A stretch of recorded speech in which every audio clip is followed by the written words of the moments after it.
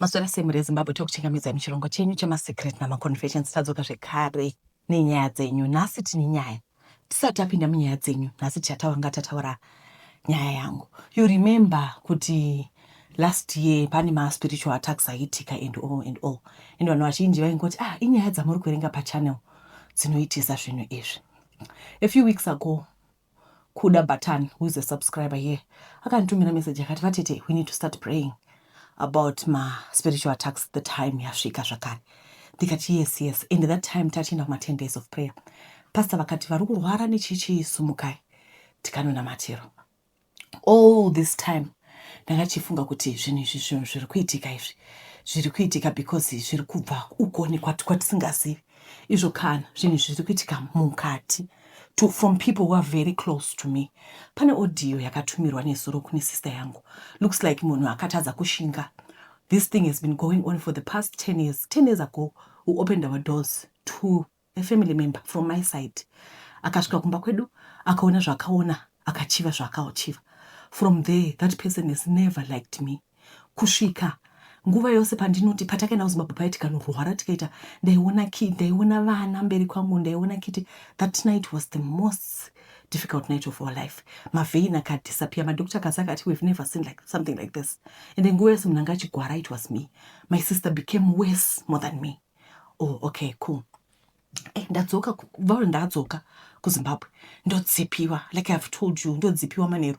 And pose pandaitaura ndaiti guys ndodzipiwa nakati it's premenopause, iasthma ndine inhaler, ndine mapirits. Because ndaifunga kuti it's coming from mudumbu, ndomwa mapirits emudumbu, ndine inhaler. But kana zvinhu zvacho zvabata inhaler haishandi because ndinoshungwa kwakunzi shwi zvokuti uneko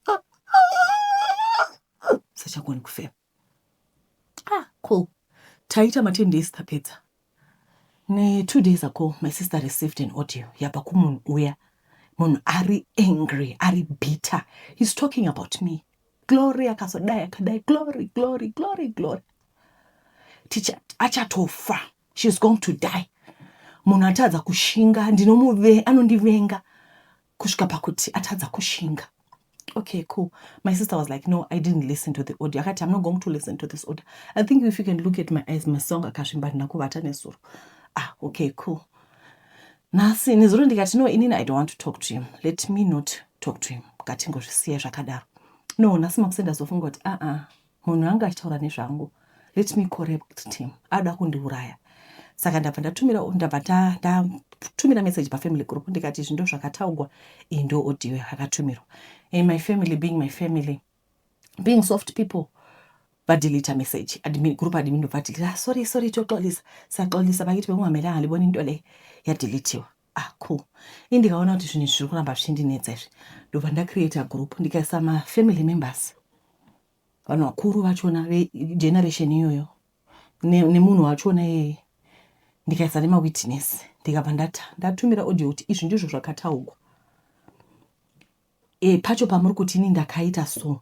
Ndepapi munhu ari kundicreate. Ndazi ndikaudza kuti you create things in your head. Alright, tongo ndakakutadzirai. Saka do I deserve kufa? Ndakakutadzirai papi because you came into my life. You saw what you saw. You admired. Mukachiva zvamuri kuda. But now you are blaming me. Pane audio yatumirwa namai vangu. I want you to listen to that audio. Unongoona kuti we need to pray because this world haina kumira zvakanaka. Vanhu vane majealous, vanhu vane ruvenga. Ndasvika pakuvaudza kuti imimi bitterness yamunayo neruvengo you never go anywhere in life. Regai ndikuplayere audio yachona. Lord, Sarase mwanangu, we are praying. Tinonamata ndinongo. Jehovah kuprotect. Jehovah kuprotect. Jehovah anoropafadza vanhu panofanira kuropafadzwa. Ndazvinzwa zvose mwanangu. Kana auya pabani zviri right. Asi usatya kufa, usatya zvekuroya izvi. But usatya because God is there. So basically, ndizvo zvakazviri kuitika izvi mulife mangu. Munhu anotobuda pachena kuti anoda kukuroya. Alright, regai tipinde munyaya yedu yekutanga. Alright, regai tipinde munyaya yedu yekutanga Mungu arangara kundinamatira nditi because taurwa naSatan, taurwa munhu tiri muhondo naSatan. We fight with people who don't even know what they want from us. Alright, rikaiti titverenge nyaya yekutanga. Alright. Tete makadi yenyu yangu nyaya long story chaiyo ndichazama kuitaura yose kusvika muzuva rinonzi nhasi chitupa vigai zita ndichazviti tawanda. Ndiri murume ane makore 37 ekuberekwa. Nyaya yangu yakamira yakadai. Ndakakura kumusha ndichakuti kubocha. Baba vangu vaive nevakadzi 4, amai vangu ndevechi3. Kukura hatina kumboona kunyanyoshupika sezvo taigara neboth parents. Mumhuri tiri 36, vakomana 15, vasikana 21. Vese vana mai vapenyu. Ndakakura tichirara imba imwe chete. Vakomana vose vasikanawo imba yavo imwe. Zvino hechi chinhu chanetsa. Ndichiberekwa baba vangu vakandipa zita ravo. Vakati uyu ndiye mwana wangu akanaka akafanana neni. Munongozivawo zvibarika tete. Baba vaindida asi vana amai ava aiva zvanhikongonya kutarisana kwevakarambana. Makore akapindana ndichikura. Mukoma wangu anova wekwamaiguru ndichamuti mukoma Joe. Vaiti vakandiona ndiri ndoga vaindibatisa sikarudzi yavo. By that time I was young. Mukoma Joe vaigaroita izvi vachiti ndivabonyere kusvika vaproducer. Ndaiva muduku 8 years uye ndaisaziva meaning yazvo. Mukoma vaivewo ni 15 years. Ndakasvika mugrade 6 ngoma iri ndiyo svika ndakunzwa kuda bonde asi ndakatanga kubonyora namukoma vaya. Mukoma vakabva varoora uyezve ini ndakasara chingoita iro bonyora rangu iroro. Ndakaenda kusekondari ndikasvikosangana nomunhu mukomana ndichamuti Love Mo. Taibonyora every week tete till ndava addicted. Nyaya huru pairi tete handinzwi kuda vakadzi, ndinonzwa kuda varume, kwete zvekurarwa kunamba 2 bodo asi kungobonyorana. Ndakaroora mukadzi wangu tikazvara mwana. Kubva ipapo ndaimusiya usiku ndichinobonyora. Ndodzoka ndorara but bonde ndaitoita zvakadaro. Ndakaroora zveumwe ngoma ndiyo. Ndaibonyora kuseni ndichigeza. Chinondinetsa ndenge ndatopedza Morning Glory. Asi ndinobonyora zve. Tete second marriage yakapera. Ndikapinda mu3rd. Mwari, bonyora ndainzwa kurida zvehondo. Mukadzi wechi3 ndakazobhekana naye ndikamurega. Chibva ndauya kuno John. Mchisvikawo kuno ndakatozviudza kuti handichade mukadzi nokuti vana vangu ndinawo. Ndakasvikowera muchingochani tete kubva 2018 ndakagara nemukomana ndichamuti Roderick. Aindida mukomana. Svika yakamuvhurira number 2 yangu kuti apase. Izvi ndakaona zviri much better than kuita zvevakadzi. Makore akapindana tete. Ndakatanga kurota mukoma wangu vaya vakandidzidzisa bonyora. Vachindibonyora usiku. Ndaitomuka ndakaproducer. Mazuva ekutanga I thought it's imagination. But zvakaramba zvichiitika. Roderick uyu wandaidaidza kuti murume wangu akabva aenda hake nedzimwe ngochani. Ndikasara ndakaita heartbreak tete. Rigaindiseke kikiki. Tete ndaisarara apo Roderick ainge aenda hake nengochani dzinogeza. Uko baba vakarwara vakafa. Pakufa kwavo zvainzi vane nyoka inorara nevana vavo. Ivo vakazvibvuma vakati ngaipiswe nyoka iyi. But zvinoreva rufu. Chokwadi nyoka inonzi yakatiza asi baba havana kuzorarama. Handina kuzomboda kugara kurufu. Ndakakurumidza kudzoka nekuti ndaive ndiri muheartbreak yaRodi. Rodi paakaenda akandisira everything zvose zvatakashanda. Akati ndaifanira kuenjoya life yangu nokuti ndaimushungurudza. Indakati zvidiki ndikatorana nasawira wangu ndichamuti tarisai. Takaenda kune imwe n'anga. Ikatudza kuti Rodi aingatorwawo nomwe ngochani kuti vanogara vose. Chokwadi tete ndakanzwa mwoyo uchienda kumusana. Kana zviri izvo zvinonzwikwa nevakadzi pakusiyiwa nemurume. Shuwa varume denga tichariona neburi retsono. Ndakanzi ndiuye nepeti rake nefoto rake. Ndakaenda nazvo sangoma vaya vakati vaizoda 300 rand. Uye ndaifanira kudzoka kumanheru kuma10 tichizopedzisa basa. Ndakaenda chipatapata nhaka yemakonzo tete nokuti mota ndaive nayo yandakasiyirwa naDaddy Rodi ini chandaida kukaurisa tete. Ndakasvikatora sangoma ndisingazivi kuti takanangepi. Yaingova 10 right 10 left. Hundai chidya pasi. Ndakasvika pakanzi welcome to Evelyn Cemetery. Ndikarohwa nehana. Sangoma vakanditi ndaifanira kubvisa hembe uye kufamba ndichivatevera. Ndakafamba tete nokutya ndikasvika paguva nyowani. Ndikanzi fukura neruoko mbichana uise picture nepeti utaure zvese zvaunoda. Tete ndakataura kuti Roti, zvinhu zvako ngazviparare. Ndokubva ndafushira. Ndakadzokera naSangoma. Ndikasvikopfeka hembe dzangu. Ndikaenda kumba. Mazuva akapinda naTete, ndikanzwa kuti Rodi akadzinga kwaigara navamukochani vake, akadzingwa usiku akabuda asina kupfeka. Namanje aripo kumusha Tete and also ari kutambura. Nokumuda ndakaenda kunomuona. Ndichida kuti adzoke, asi zvokwadi akaita pride. Ndikarega. Ndakadzoka Joni Tete, ndika make up my mind, ndikafunga kudzokera kuvana vangu wanikwe apa pakasungwa neutare. Apawo zinyeke-nyeke. Ndakazviudza kuti handichadi chingochani. Kana ndichiita ndinoita ndini murume. Nokuti ndingasakadzwa number 2 nemapenzi. Vana vose mafirstborn handinawo, ndochengeta 1. Vamwe vakarambiwa namai vavo vachiti they don't need my help. Saka ndakabva ndangoti chondo meso. Back to my story. Ndakuda kudzokera real life, but bonyora randinetsa kurega handiriite everyday Tete. Ndorita ka2 per week, but kutaura chokwadi kuina mutsipa inondiitira kudarika sisi revai. Nhasi Tete, naiti ringabazi rikasei, this is my part 1.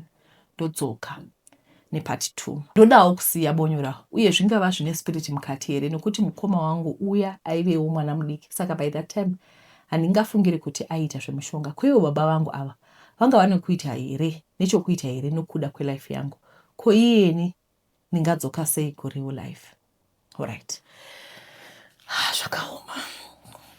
Anoti the first cut is the deepest, because dambudziko ripo nderekuti this chakatanga chiri abuse kubva mwana ane 8 years kusvika muzuva ranhasi.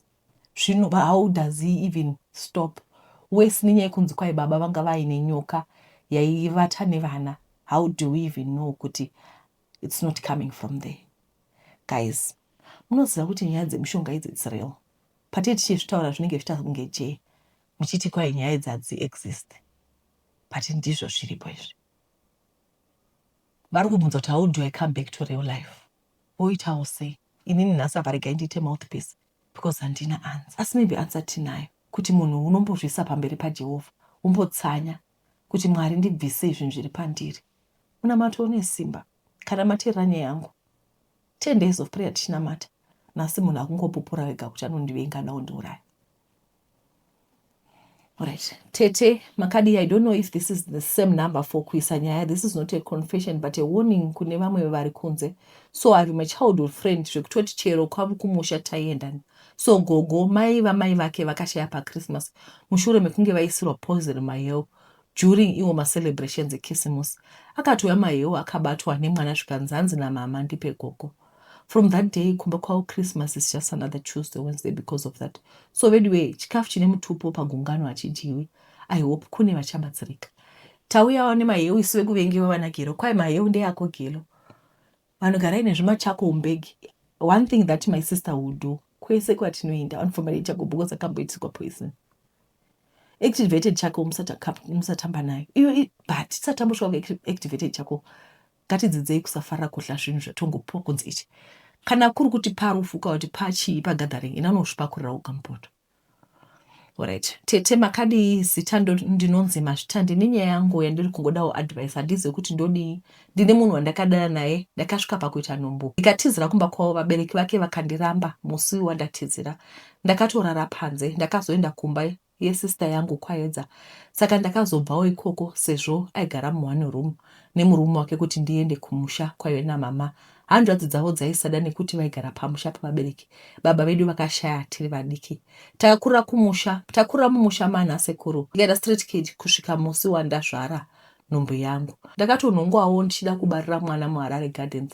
Ndikaendeswa kuclinic. Saka mukomana uya haana kumbobvera azonditsvaka kana kuchengeta mwana. Basa rakazongoperawo ratova rombe. Saka hameno kwavanofamba vanoudzwa kuti ndini ndinokonzesa urombe hwese huri pari. Apa Tete handina kana kubvera ndakambobata mushonga kana kuenda kumuprofita. Ndodii Tete nevanhu ava? Ndakambovati madii maita go back to sender kumaprofita enyu acho. Guys, there are certain things in life that are basics.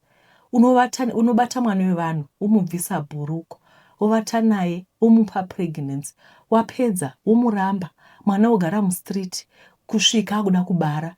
After that, wozotanga kuti inini zvangu zvoupenyu hazvisi kuitira hazvisi kuita, hazvisi kufamba, saka iye ndiye akandipa munyama. The rules of life are simple. Do unto others what you want them to do unto you. It's simple.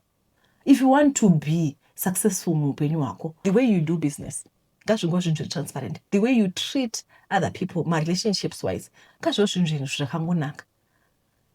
Ukangoita zvakanaka wazviitira, ukaita zvakashata wazviitira. My sister, continue with your life, take good care of the child and leave this man because ibenzi. Uraitsvega ichipinde munyaya inotevera. Makasimba here tete, naye ndinganzi ndiri wrong here kuti inodyiwa kwayaundurwa. Zvokwadi ndingavigirwa yakaundurwa kare, ndinoidii kana yakafa yega, ko kana isina kubuda ropa naye tete. Nhasi ndava kunzi chingogamuchira. Panorema vatete. Kugamuchira kuti munhu afira muzvivi, kugamuchira kuti munhu akafa achisipakwa. Hanzi nana tete, gara mukuona ubatwe maoko ekudii for the war. Paila kucha hanzvadzi yavo ichipesvuka mastreets vakadii kumutsiura kuti hazvenzaro.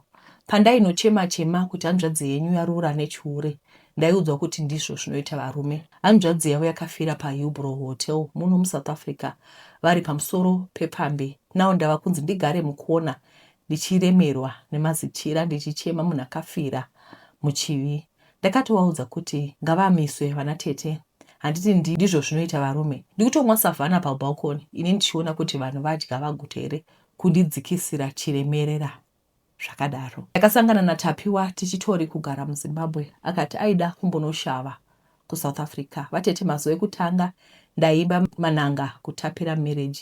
Akatonoitawo the right thing kumba kwedu, cows dzikaita come home one. Akaitawo zvezera rake vatete, handidi kunyepa.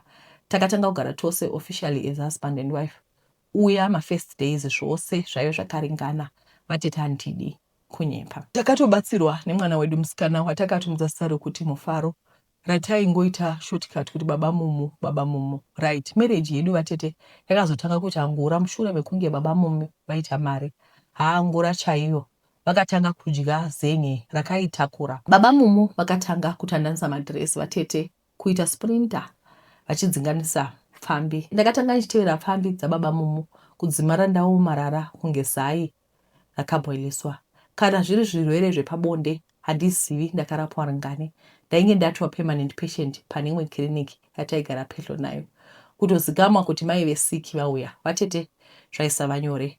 Mumahure mazigadzi aifambidzana nawo, ndakapedzera ndotarisa ndikaona kuti ukada kuita zvechiwaiwai, uchingoaprocha zvisina key, unotsatisirwa kumudhuri kunge nonzi kuita kurikitwa chaiko, kwete zvekutamba. Vatete vakadzi muno muSouth Africa vakaurungana voti zviuno zvinenge zveko, zvevakashure zvavo zvakatakura kurema. Ende vakati vanoda varume maZimbabwean, hanzi vanochengeta. Zvino baba mumu was not an exception. Waiti mari yakawandisa plus kushaya musoro nawo equals to upenzi infinite. Baba mumu vainge vatova nemapermanent pfambi avo kuHillbrow Hotel zvakare. Vatete vekutengesa mbiri vaiitawo mapermanent rooms avo, asi ndakazonzwa nemakuhwa kuti magoni epaigara vasikana vanotengesa muviri ainge akabviswa for safety reasons, kuitira kuti vasaurayiwe nevanhu vavanenge vavatenga. So paenda Tapiwa kubhawa aibva anoona girlfriend make. Ndikakuudza kuti baba mumu vakabva pamba vakamigrata kuenda kuvasikana veusiku. Ndikafondera vana tete ndikavaudza zvaita hanzvadzi yavo kuti ainge asachagari pamba. Ndakapindurwa zvakandipedza strong kunzwa kuti circumference yebhodhi yangu yadonha mafuta. Tete imi woye, imagine ana tete vachisapota chiure chahanzvadzi yavo, unopusa 1 kutonhora kuti tonho kunge ice block. Ndakadecide to focus on myself and my kid mumu. Zvemunhu anenge akarumurwa mukaka nenhingirikini ndaisazvikwanisa. Vamwe vangabvunza kuti kone mhaka yei usina kubva. Ndaibva from a broken family. Maparents angu aivarambana, so ndaiziva trauma inosangana nevana vatete. So despite mabororo ababa mumu, I stayed. Asi ndainge ndangosimbisa nyaya yebutiro. Ndava zvekunzi mai vesiki vadzoka was just not it. Ndakaona nhamo ndega. Kuda kufonera hama dzacho dzaitoisa matanda munzeve kuti kutyei zvavo every month vaipiwa mari nababa mumu. So hapana pavaizoti murungu akashata vaitotsigira nonsense all because of the love of money. So umwe musi ndakatozvigara hangu ndichitamba nemwana, ndakanzwa runhare ropinda, ndiwe unonzi Ningi here? Ndikati zvikaitokumbirawo mumwe police station kwakati ini you is everything all together, kwakunzi hazvidi pafoni, svikaiti taure zvakawanda. Ndakangoti maybe vamumu vainge vatyaira vakadhakwa, so vanga vasina mari yeticket or maybe public indecence. Handina kuziva kuti ndine mashura andakanotapisana nawo. Baba mumu vainge vafa vari kupfambi vachiita bonde yuwi, naimi chii chakadaro chinenge ngozi. Vatete makambosvika stage yekuti munenge muri emotionless yekuti hauchemi, hautsamwi, haunzwi anything, unongoramba uri namo. So sechivezwa shiti rainge rakamufukudza rakanzi Penengene Vatete, ndikaona ndiye chaiye akanyarara changova chando. Postmortem yakaitwa ichida kuona kuti pachief jokirume baba mumu hapana foul play here. Vatete muropa matapiwa makuwanikwa mune 3 types the sex enhancing pills, Viagra nemamwe ndakukangamwa mazita ayo. Vatete madrugs akanowanda muropa akanoremera moyo plus excitement, moyo ukaramba kupamba ndiyesi. Ainge oda kufadza madzimai asi vatete zvakaenda nepamwe. Baba mumu vakafa vari loaded system yavo nemadrugs, ikaita system failure vakatisiya. Handina kuchema ende handisi kuzochema. Nhau iripo ndeyekuti vanatete vandairipota kwavari kuti honai mabauriro andiri kuitirwa nemwana wamai venyu, vachindiita ignore vatete, vari kutarisira kuti ini ndive the perfect grieving widow. Bodo, handisi kuita izvozvo ini. Ndiri kungoti ngaidyiwe kwayaundurwa. Ndopinda papi pakufa kubaba mumu vari kupambi. Zvokuitiswa 2026 vatete mayas.